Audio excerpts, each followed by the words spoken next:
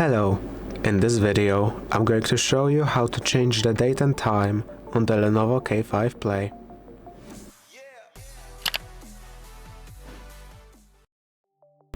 First, you want to enter Settings. Here, scroll to the very bottom, choose System. Here, click on Date and Time. Now, you can turn on or off automatic date and time, choose your own date,